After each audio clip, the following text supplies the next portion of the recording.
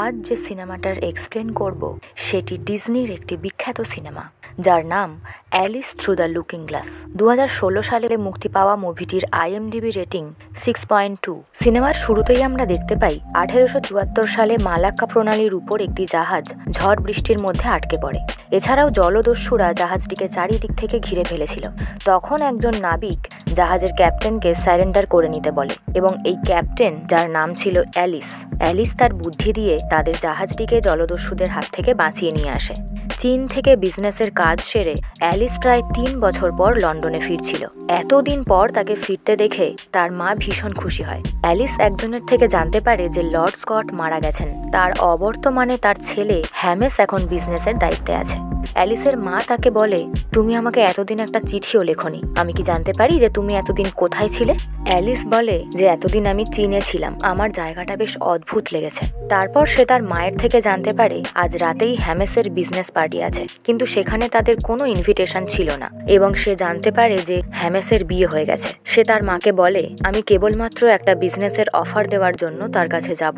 তারপর রাতে অ্যালিস ও তার মা হ্যামেসের পার্টিতে যায়। অ্যালিস চীনের তৈরি একটি ড্রেস পরে সেখানে যায়। তার এই পোশাক দেখে সেখানে উপস্থিত সবাই তার দিকে ঘুরে ঘুরে তাকাচ্ছিল। তারপর যখন সে হ্যামেসের কাছে যায়, হ্যামেস তাকে বলে যে তুমি ফিরে এসেছো, আমি তো ভেবেছিলাম তুমি আমার জাহাজ নিয়ে ডুবে গেছো। অ্যালিস বলে, ওটা আমার জাহাজ।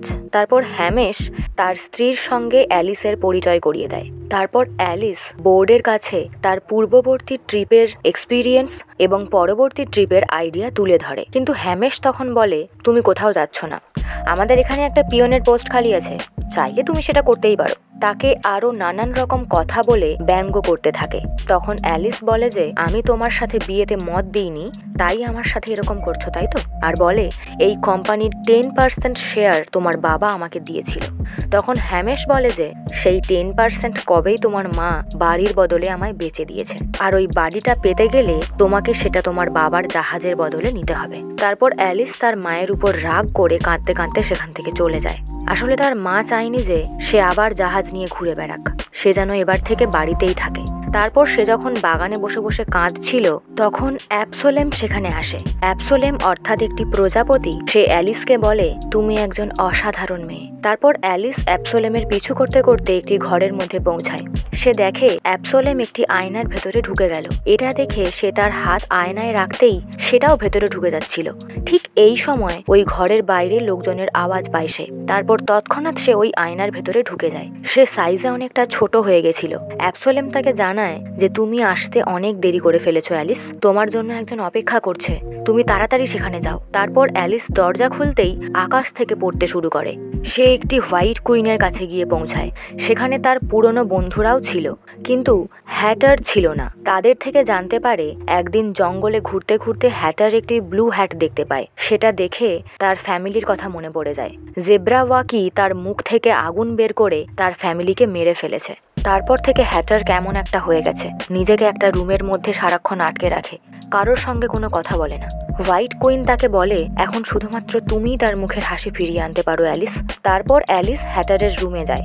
অ্যালিসের নাম শোনার পর হ্যাটার তার ঘরের দরজাটা খোলে। তখন হ্যাটার তাকে ব্লু হ্যাটটা দেখিয়ে বলে, এটা যখন এখানে আছে তার মানে আমার ফ্যামিলির সবাই এখনো বেঁচে আছে। একদিন আমার বাবার সাথে আমার ঝগড়া হয়ে গেছিল, কিন্তু আমি তাকে সরি বলারও কোনো সুযোগ পাইনি। সে তার ফ্যামিলিকে খুঁজে বের করে তার বাবার কাছে ক্ষমা চাইবে, আর এটার জন্য অ্যালিসের কাছে সে হেল্প চাইছিল। কিন্তু অ্যালিস তাকে বলে যে তুমি তো আমাকে বলেছিলে তোমার ফ্যামিলির কেউ বেঁচে নেই, তাদেরকে কেউ ফিরিয়ে আনতে পারবে না। এসব শুনে হ্যাটার ভীষণ রেগে যায় আর তাকে বাড়ির বাইরে বের করে দেয়।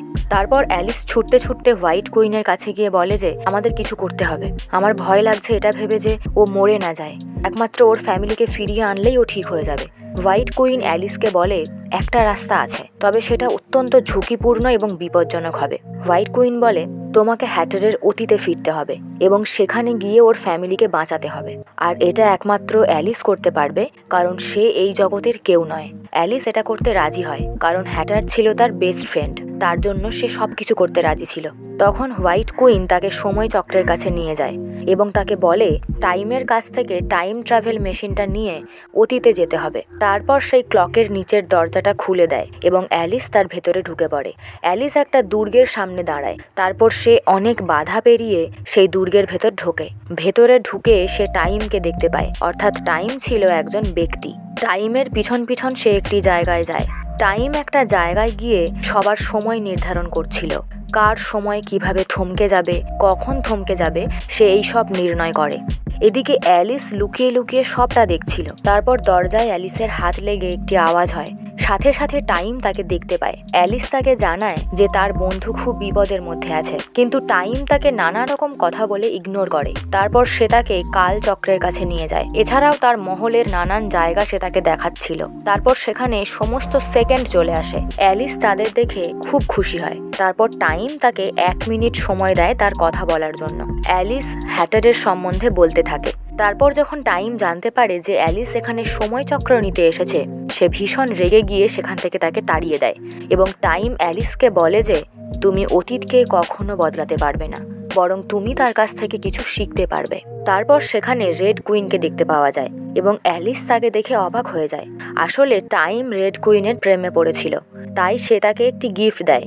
তার গিফটটা পছন্দ না হওয়ায় সে কাঁদতে থাকে আর বলে, আমি তোমার থেকে টাইম ট্রাভেল মেশিনটা চাই, কারণ আমি আমার বোন হোয়াইট কুইনের ওপর প্রতিশোধ নিতে চাই।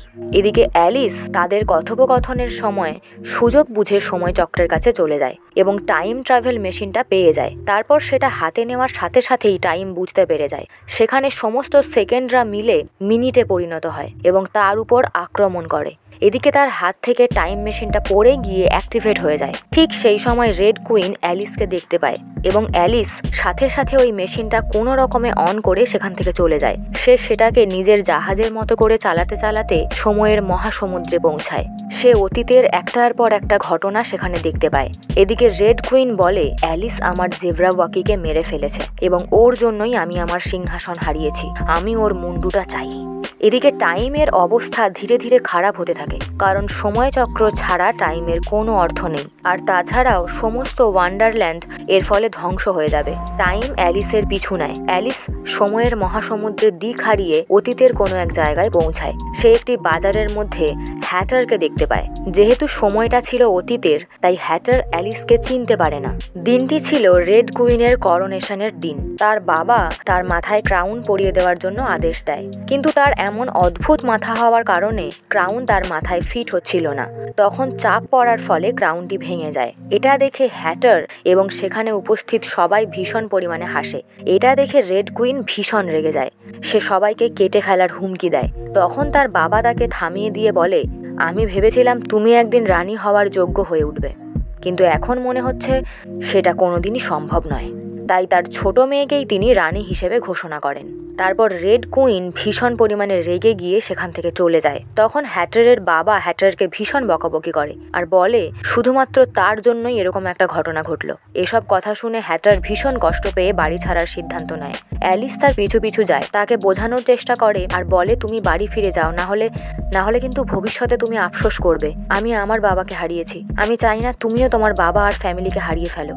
তোমার ফ্যামিলি বিপদের মধ্যে রয়েছে। কিন্তু হ্যাটার তার কোনো কথা না শুনে সেখান থেকে চলে যায়। অ্যালিস তখন হ্যাটারের বাবার কাছে যায় এবং হোয়াইট কুইন এসে তার বাবার কাছে ক্ষমা চায় আর বলে যে রেড কুইন কোনো এক রাত্রে তার মাথায় আঘাত পায়, তারপর থেকে তার দিদির মাথার অবস্থা এরকম হয়ে গেছে। সেটা শুনে অ্যালিস ভাবে যে তাহলে রেড কুইনের আঘাত লাগার দিনটা যদি না আসতো তাহলে তো এত কিছু হতোই না। তাই সে টাইম ট্রাভেলের মাধ্যমে সেই দিনটাতে যায়। এদিকে টাইম হ্যাটারের কাছে পৌঁছে যায়। সে হ্যাটারকে বলে যে অ্যালিস নামে একটি মেয়ে আমার একটা জিনিস চুরি করে নিয়েছে, তাকে আমার চাই, সে এখানেই এসেছে। সে তখন তাদেরকে নিজের পরিচয় দেয়। তখন তারা টাইমকে নিয়ে ভীষণ হাসাহাসি করে। তখন টাইম ভীষণ রেগে গিয়ে তাদেরকে বলে যে তোমাদের টি টাইম কখনো শেষ হবে না, তোমরা এনজয় করতে থাকো। বলে সে সেখান থেকে চলে যায়। অর্থাৎ তাদের সবকিছু বারবার রিপিট হতে থাকে। তাদের সময় কখনো ফুরাচ্ছিল না এবং তারা একই কাজ বারবার করছিল। অন্যদিকে অ্যালিস রেড কুইন ও হোয়াইট কুইনের ছোটবেলায় পৌঁছে যায়। সেখানে গিয়ে সে তার সব বন্ধুদের এবং ছোট্ট হ্যাটারকে দেখতে পায়। হ্যাটার অ্যালিসকে হ্যাট পরানোর জন্য তার বাড়িতে নিয়ে যায়। সে তার বাবাকে তার প্রথম তৈরি একটি ব্লু রঙের হ্যাট দেখায়, যেটা ভবিষ্যতে সে খুঁজে পেয়েছিল। তার বাবা সেটা দেখতে গিয়ে ছিঁড়ে ফেলে আর হ্যাটার খুব কষ্ট পায়। অন্যদিকে ছোট্ট হোয়াইট কুইন তার মায়ের বারণ সত্ত্বেও একটি কেকের টুকরো খায় এবং দোষটা তার দিদির ঘাড়ে চাপিয়ে দেয়। রেড কুইনের খাটের তলায় কেকের টুকরো দেখতে পেয়ে তার মা রেড কুইনকে ভীষণ বকাবকি করে এবং কাঁদতে কাঁদতে সে বাড়ি থেকে বেরিয়ে যায়। অ্যালিস সেই জায়গাটায় পৌঁছায় যেখানে রেড কুইনের মাথায় আঘাত লেগেছিল, কিন্তু সে সেটাকে আটকানোর চেষ্টা করে। একটি বড় ঘড়িতে রেড কুইনের মাথায় আঘাত পাওয়া থেকে সে রক্ষা করলেও একটা স্ট্যাচুতে গিয়ে তার মাথায় আঘাত লাগে। তার মাথা ধীরে ধীরে ফুলে যেতে শুরু করে। তখন অ্যালিসের টাইমের কথা মনে পড়ে, অর্থাৎ অতীতকে কখনো বদলানো যায় না, বরং তার থেকে শিক্ষা পাওয়া যায়। তারপর সে দেখতে পায় যে হ্যাটারের বাবা ডাস্টবিন থেকে সেই হ্যাটটা তুলে নিয়ে তাকে যত্ন করে রাখছে, অর্থাৎ তার বাবা তার উপর রেগে গেলেও মনে মনে তাকে ভীষণ ভালোবাসে। তৎক্ষণাৎ তার মনে পড়ে টাইম যখন সবার সময় নির্ধারণ করছিল তখন সেখানে হ্যাটারের পরিবারের কারোর নাম ছিল না, অর্থাৎ তারা মরেনি, বেঁচে আছে।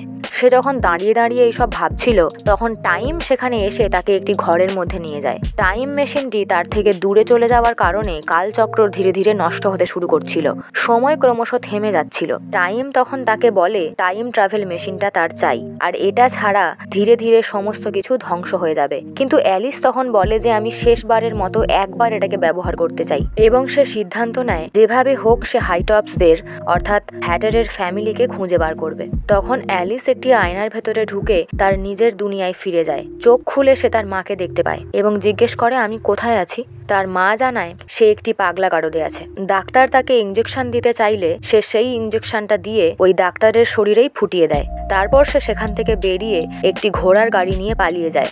টাইম মেশিনের সাহায্য নিয়ে সেই দিনে পৌঁছে যায় যেদিন জেব্রাওয়াকি হ্যাটারের ফ্যামিলিকে হত্যা করেছিল। সেখানে পৌঁছে দেখতে পায় যে জেব্রাওয়াকি পুরো জায়গাটায় আগুন ধরিয়ে দিয়েছিল। অ্যালিস লক্ষ্য করে হাইটপস এবং তার ফ্যামিলি বেঁচে ছিল এবং রেড কুইন তাদের বন্দি বানিয়েছিল। এটা দেখার পর অ্যালিস পুনরায় বর্তমানে ফিরে যায় এবং হ্যাটারকে সবটা বলতে চায়। তখন সে হ্যাটারের ঘরে ঢুকে দেখে তার বন্ধুরা কাঁদছে। হ্যাটারের হাতে আর বেশি সময় নেই। তখন অ্যালিস হ্যাটারের সামনে বসে তাকে বলে যে সে তার ফ্যামিলির খোঁজ পেয়ে গেছে, তার ফ্যামিলির সবাই জীবিত আছে। তার সেই ব্লু রঙের ছোট্ট হ্যাটটা হাতে নিয়ে বলে আমি এবার এটার গুরুত্ব বুঝেছি।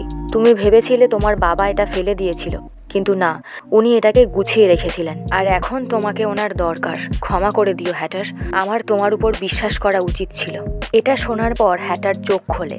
অ্যালিস তাকে বলে যে তার ফ্যামিলিকে রেড কুইন বন্দি করে রেখেছে। তারপর ধীরে ধীরে হ্যাটারের শরীরের আগের রং ফিরে আসে। তারপর হ্যাটার বলে যে আমি রেড কুইনের কবজা থেকে আমার ফ্যামিলিকে যেভাবে হোক বাঁচাবই। এরপর রেড কুইনের দুর্গ দেখানো হয়। সেখানে টাইম এসে রেড কুইনকে জানায় যে অ্যালিস হাইটপসদের খোঁজ করছে। সে তখন টাইমকে বন্দি করে নেয়। রেড কুইনের কাছে তখন সমস্ত ব্যাপারটা পরিষ্কার হয়ে গেছিল। এদিকে অ্যালিস, হ্যাটার, হোয়াইট কুইন এবং তাদের সমস্ত দলবল রেড কুইনের দুর্গের দিকে যায়। রেড কুইন তাদেরকে দূরবীন দিয়ে দেখতে পায়। তারা সবাই সেই দুর্গে প্রবেশ করে। হ্যাটার বলে যে আমার ফ্যামিলি এখানেই আছে। তারপর সে একটি ছোট্ট ফটো ফ্রেমের ভেতর তার ফ্যামিলিকে দেখতে পায়। ঠিক তখন সেখানে রেড কুইন চলে আসে এবং সে ওদের সবাইকে বন্দি করে ফেলে আর অ্যালিসের কাছ থেকে টাইম ট্রাভেল মেশিনটা নিয়ে নেয়। সে তার বোন হোয়াইট কুইনকে নিয়ে ওই মেশিনের সাহায্যে অতীত চেঞ্জ করতে চলে যায়।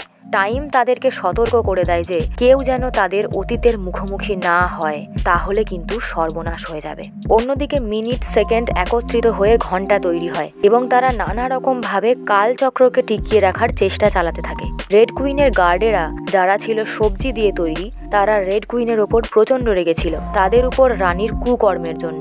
তাই তারা অ্যালিসদেরকে সেখান থেকে মুক্তি দিয়ে দেয়। এদিকে রেড কুইন তার বোনকে নিয়ে তার ছোটবেলায় যায় যাতে তার বোন তার মায়ের কাছে সবটা স্বীকার করে। একটা ছোট্ট ভুলের জন্য তার আজ এই দশা হয়েছে। তাদের কথোপকথন চলাকালীন সে যখন দরজাটা খোলে ঠিক তখনই রেড কুইনের সাথে সাথে তার অতীতও পাথর হয়ে যায়, অর্থাৎ রেড কুইন, হোয়াইট কুইন এবং তাদের মাও পাথর হয়ে যায়। টাইম বারবার বারণ করেছিল যাতে কেউ তাদের অতীতের সামনাসামনি না হয়। তখন অ্যালিস টাইমের সেই যন্ত্র নিয়ে সেই সময়ে এসে পৌঁছায়। টাইম ট্রাভেলটা হাতে তুলে নিয়ে তাকে সঠিক স্থানে রাখার জন্য সেখানে যায়।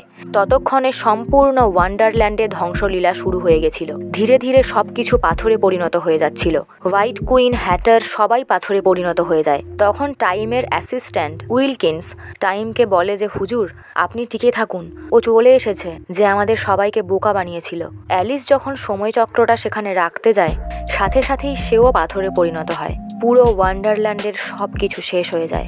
চারিদিকে নিস্তব্ধতায় ভরে যায়। কিছুক্ষণ পর তড়িৎ প্রবাহের ফলে সময়চক্রটি থেকে ইলেকট্রিসিটি নির্গত হয় এবং সময়চক্রটি নিজে থেকেই যথাস্থানে জায়গা করে নেয়। তারপর ধীরে ধীরে আবার সবকিছু আগের মতো হয়ে যেতে শুরু করে। টাইম উইলকিন্সকে বলে, আবার আগের মতো কাজ শুরু করে দাও। রেড কুইন বলে, কেন আমার সাথেই বারবার এরকম হয়? কেন আমাকে কেউ ভালোবাসে না? হোয়াইট কুইন তার দিদির কাছে সেই দিনটার জন্য ক্ষমা চায় আর বলে সে তাকে খুব ভালোবাসে। রেড কুইন তো এতদিন এটাই শুনতে চেয়েছিল। তারপর সে ভীষণ খুশি হয় এবং তারা একে অপরকে জড়িয়ে ধরে। তারপর হোয়াইট কুইনের সাহায্যে হ্যাটার তার ফ্যামিলিকে ফেরত পায়। হ্যাটারের বাবা তার ছেলের জন্য খুব গর্ববোধ করে এবং তারা ভীষণ খুশি হয়ে যায়। অ্যালিস এদিকে টাইমের কাছে গিয়ে ক্ষমা চায় আর বলে যে তুমি আমাকে বোঝানোর চেষ্টা করেছিলে কিন্তু আমি বুঝিনি। তারপর সে তার বাবার ঘড়িটা তাকে দিয়ে দেয়। টাইম তাকে এখানে দ্বিতীয়বার আসতে বারণ করে দেয়। তারপর অ্যালিস হ্যাটারকে ছেড়ে ওয়ান্ডারল্যান্ডের সবাইকে ছেড়ে তার নিজের দুনিয়ায় ফিরে যায়। বাড়ি পৌঁছে অ্যালিস তার মাকে জানায় তাদের সেই জাহাজটা দিয়ে দিতে, কারণ একটা জাহাজ গেলে আরও একটা জাহাজ আসবে। কিন্তু সে তার মাকে কখনো হারাতে চায় না। তার মা তখন হ্যামেসকে বলে ভগবানকে ধন্যবাদ যে অ্যালিস তোমাকে বিয়ে করেনি। অ্যালিসের মা হ্যামেসের এগ্রিমেন্ট পেপার ছিঁড়ে ফেলে। সে তার মেয়েকে নিয়ে সেখান থেকে বেরিয়ে যায়। তারপর দেখা যায় যে অ্যালিসের মা তাকে নিয়ে সমুদ্র যাত্রায় যাওয়ার জন্য প্রস্তুত হচ্ছে, অর্থাৎ অ্যালিস আর তার মা দুজন একসাথে সমুদ্র সফর করবে। এখানেই মুভিটির সমাপ্তি ঘটে। ভালো লাগলে অবশ্যই লাইক, শেয়ার, কমেন্ট করে দিও। আর হ্যাঁ, সাবস্ক্রাইব করতে ভুলো না।